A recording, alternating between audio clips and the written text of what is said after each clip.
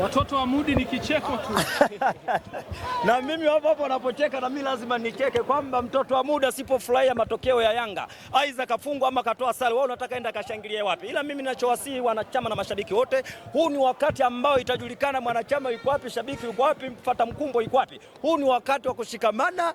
Yanga inapofungwa ama inatoa sare, huu ni wakati wa kushikamana. Hapa ndio itajulikana alokuja kwa kufuata pila winome ni nani, aliyekuja kuifuata Yanga wakati anafanya vizuri ni nani. Hapa ndio itakapojulikana shabiki yuko wapi, bendera fuata upepo ni nani. Ila sisi kama mashabiki na wanachama wa Yanga kwamba katika mazingira ambao tunapitia ni magumu kweli kweli, wazungu wanapenda kuita the hard way, lakini najua kabisa mapambano bado yanaendelea.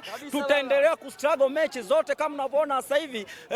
Timu inacheza bila striker mbele. Leo hii unakwenda kumtegemea Mwamengo ambaye tunaona Dube hayupo, Mzizi hayupo, tunaona nani Depo hayupo. Unaona jinsi gani kwamba tunapitia katika mazingira magumu, ratiba imekuwa ni ngumu. Ukiangalia tunacheza mechi leo, timu inasafiri kesho kutwa mechi. Kwa hiyo hapo hakuna mapumziko, kwamba hiyo inaitwa ni ratiba ya kausha damu. Kama unavyoona hii ratiba ambayo ya kausha damu, kiukweli kabisa sisi mashabiki na wanachama wa Yanga, kwanza tunapoona ligi kuu Tanzania bara inakwenda kusimama kupisha timu ya taifa, tunasema asante, kwa sababu ukiangalia ratiba unaotugea TFF kwamba yani kiukweli zinatuumiza. Ratiba ni ngumu kweli kweli, lakini tutaendelea kustruggle humo, kwamba wale ambao tunaona anabebwa anakaa wiki mbili bila kucheza, lakini hata wenyewe tunaona anakaa wiki mbili, lakini unaona anashona kijolo mpaka tunamuuliza hicho kijolo ulichoshona huko Mwanza vipi, tuongeze kipande kingine, tuongeze upana ama urefu? Mimi unaona ratiba zangu ni ngumu kama leo kwa mfano ligi ingekuwa inaendelea, ina maana timu ingekuwa inaondoka kesho kutwa mtondogo mechi. Kwa hiyo unaona jinsi gani kwamba tunapitia katika mazingira magumu kweli kweli. Kwa hiyo mimi niwaombe mashabiki na wanachama, hapa hakuna kumuonyeshea kidole mchezaji, hapa hakuna haja kumuonyeshea kidole kocha. Huu ni wakati wa kushikamana. Nakwambia kushikamana ni jambo la msingi. Nakwambia kushikamana ni nguvu, kutengana ni dhaifu. Kwa hiyo hapa ndo itakapojulikana shabiki uko wapi, alofuata mkumbo ni nani, kwa sababu sisi tuliozoea ambao Yanga ile ya kupitisha bakuli, mbona mambo madogo madogo tu, kwamba tulitamani kitu kikubwa, ila kikubwa tumekikosa, kwamba kila hatua moja dua. Kwa hiyo sisi tumestruggle mechi 3 mfululizo sare, lakini wanakuambia wala wanaobeba watashindana, lakini hawatoweza. Sisi mapambano bado yanaendelea. Tunajua kwenye wiki mbili hizi ambazo tunakwenda ligi kuu Tanzania bara inakwenda kusimama, tunajua kabisa tutakwenda kuweka mipango thabiti, kwamba tutaangalia kwamba tumetelezea wapi, na tutakwenda kujipanga zaidi, kwamba hivi sare zote tumepoteza pointi 6 mpaka sasa. Sare ngapi? 3. Kwa hiyo ina maana pointi 6 mfululizo, lakini mimi najua wapi tutakwenda kuzichukulia.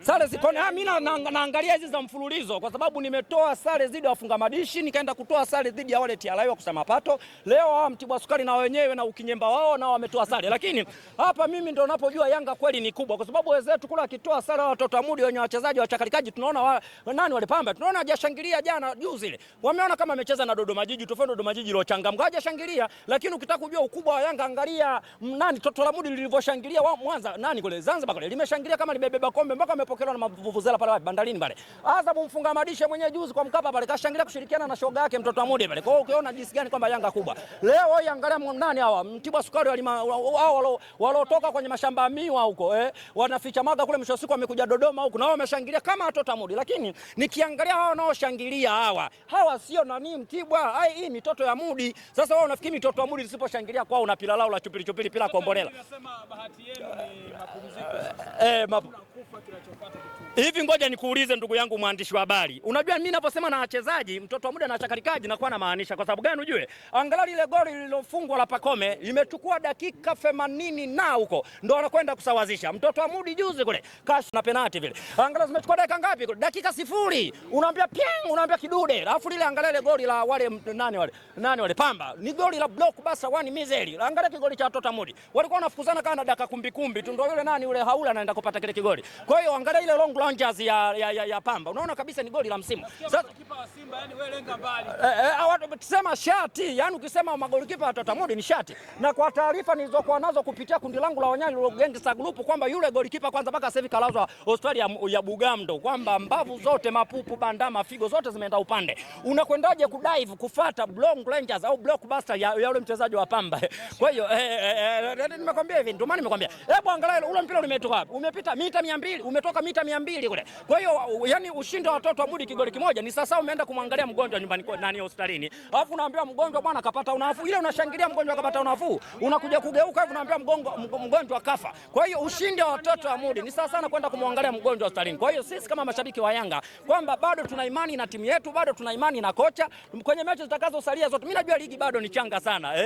Bado yani watoto wa Mudi wanashindaga mechi ngapi hapa mwisho wa siku mpaka dakika mwishoni ligi imeisha, mwisho wa siku Yanga anakwenda kutangaza ubingwa, inacheza ngoma kama finali. Kwa hiyo haya mashindano bado yanaendelea. Watoto wa Mudi siwezi kumwombea. Unajua kwa jirani kunapovuja mimi ndo nafurahi. Kwanza wale watoto wanavyoteseka mimi nafurahi kweli kweli. Leo nimekutana nao barabarani wakati tunakuja huko. Nimekuta amesimamisha kikosta chao pale. Wanatoa mibango kwamba naona aibu hata wanakokwenda hapa katikati. Hapa wanaenda dawa wametoka Mwanza huko na Kimbinyiko. Kwa hiyo nimekutana nao katikati hapa wanatoa mibango. Nijisikia wanavyoona aibu kwa sababu wanajua kabisa sare ambao wanazitoa wao na sare ambao tunazitoa Yanga. Wanajua kabisa kwa kwenda kuzirekebisha zile sare zao hakuna, ila Yanga nani kwenda kuzirekebisha sare zipo. Kama yule mfunga madishi sinaona nitoa sare wewe usubiri mzunguko wa pili. Toto la Mudi sinitoa sare wewe subiri mzunguko. Wanajua kabisa pointi 6 zilizopotea atakuja kuchukua kwetu. Wote mtu na shoga yake wale. Wana pointi zangu 6 wote wawili wale. Kwa hiyo sisi kama mashabiki wanasema eti Diala bondia. Bondia wa nini? Yule Diala amekwenda ngoja.